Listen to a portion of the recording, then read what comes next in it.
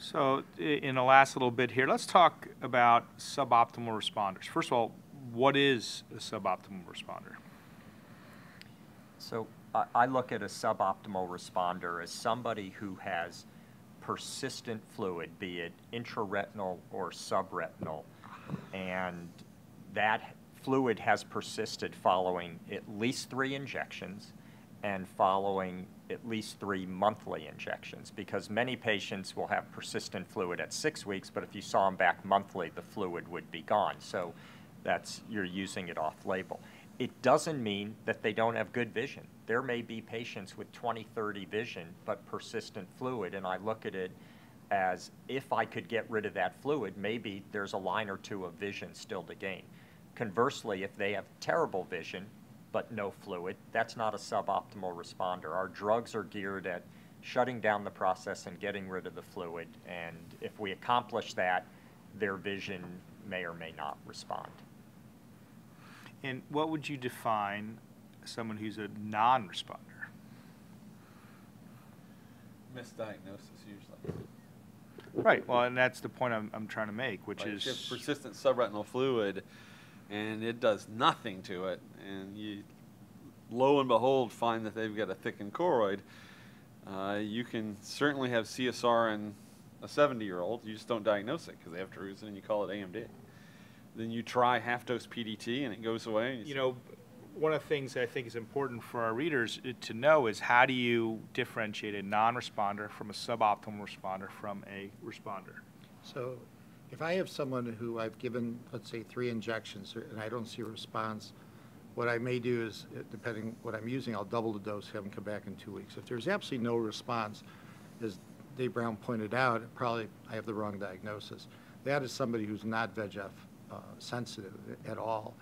I have patients, I have one patient that's probably the best example. He's a pediatrician, and I was treating both eyes, and one day he came in 2 weeks after his last injection, dried out. He'd never dried out before, so I knew at 2 weeks he dried out, but he couldn't come in every 2 weeks to get a shot.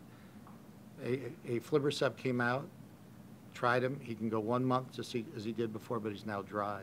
So, I would probably say that if I don't see any VEGF response, I might switch to aflibercept or ranibizumab, depending on what I'm using. And if I don't see a response, it's a non-responder. I do an ICG. I start doing enhanced depth imaging to look at the choroid. I start doing autofluorescence to see if I'm missing some drusenoid type of change. But I'm looking for another diagnosis at that point. And I think especially with some of the polypoidals, although the data suggests that the fluid can go away, there are some patients who have really extensive polypoidal disease that are very recalcitrant to anti-VEGF, even with fluid going away. And so those patients, you can really have 0 response, and then when you do the ICGs and you see these large polyps everywhere, you realize that they need something else. So that goes along with this, not necessarily a misdiagnosis, but the, directing your therapy towards something else. Yeah, Carl taught me years ago that ICG, which I thought was dead, clearly is not. And I think as we started having some of the imaging devices like the Spectralis, which enabled us to really read ICG and understand what was going on, I started being able to appreciate more of these masquerade syndromes like polypoidal or retinal angiomatous proliferation. So very similar to David, I give it that initial few injections. I put all of those patients now on aflibercept if they don't respond, and that's sort of my final step. And I might do the aflibercept at 2 weeks as well. And if I don't see a response then I say, okay, they're not anti-VEGF responsive. What's going on? But I look very early, much earlier nowadays than I did 3 years ago, 5 years ago at ICG.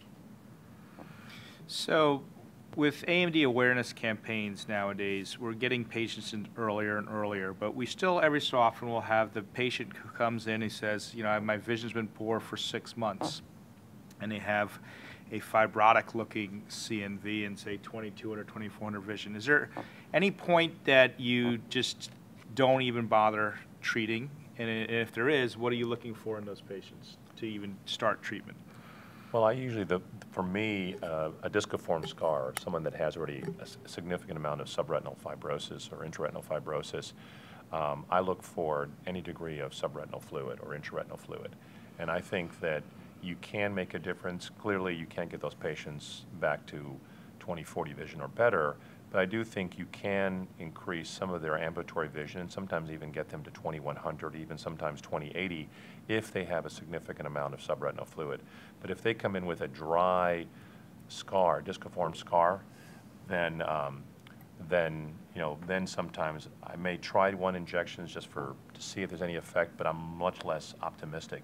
But if there's significant subretinal fluid or intraretinal fluid over a scar, I do think some of those patients will get some benefit from anti-VEGFs. But we have a conversation that we're going to be in a holding pattern, meaning that we're going to do 3 injections, see what happens, and then really just kind of keep things stable depending on what their vision ends up after 3 injections. I always try, and it almost never works. I get people that say, we're going to do a couple, 3 shots. If you don't, even if the OCT is better, if they've got another eye, and they say, Doc, I can't tell a difference. I don't think it's worth needles in the eye just to make my OCT look prettier. Yeah, but then people, I think, always will tell you, but when, what would happen if I had a large bleed in this eye, in my quote-unquote good eye, they always want to feel like everything was Spare done. tire. Spare tire. They want to don't keep that spare tire flat. I still remember Phil Rosenfeld's systemic anti-VEGF data where it was like 18 eyes and 10 of the fellow eyes had disciform scars, and many of those eyes had some improvement. And I do the same approach that you guys do. I'll talk to them about it, I'll give them an injection, and I'll say, not only am I going to look for anatomic improvement, but I want you to tell me, is there a benefit? And many times patients will come back and they'll go, regardless of the anatomic changes, they'll say, didn't notice a thing. And I say, okay, great. We gave it a try. There's probably little benefit in continuing this. But percentage of patients will come back and say, the black spot was a little lighter. I could appreciate colors, maybe a touch more. I thought I could, and I don't know how real that is, but it's enough with all the other issues that these patients deal with, and many of them having depression. If there are advantages to treatment, even if they're not easily measurable, those are patients who I will continue it. I could tell the difference between my mashed potatoes and my mashed peas.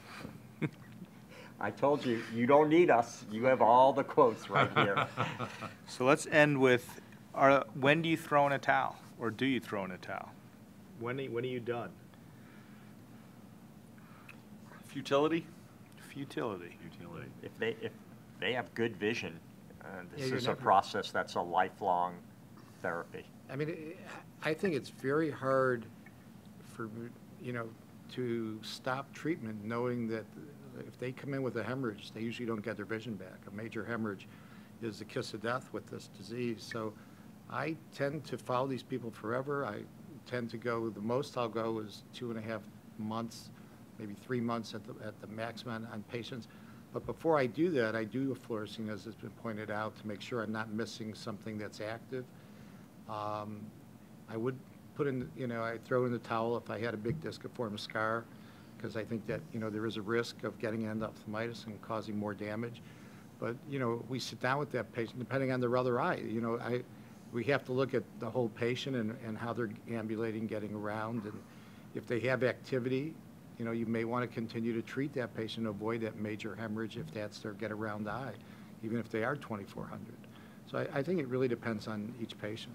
And also their vision response. I mean, there's been several patients where they don't have necessarily lots of fibrosis, but for whatever reason, you give them 3 injections of either, whatever your agents are. They're 2200, they're 2200 after 3 injections. You switch over to another agent to see if you can get a better vision response. Their fluid is all dried up. They're still 2200. And at some point, if Dave doesn't spill Coke on the mics, at some point you do have to kind of have that discussion with them that if they're still at 2200 and their retinas are dry, at what point do you say, we're going to be in a holding pattern just to kind of keep things stable? Because there are, I think, lots of patients that have an anatomic response but don't have the vision response. Children. You almost locked me out of my phone. The ADD I think is we're kicking. good.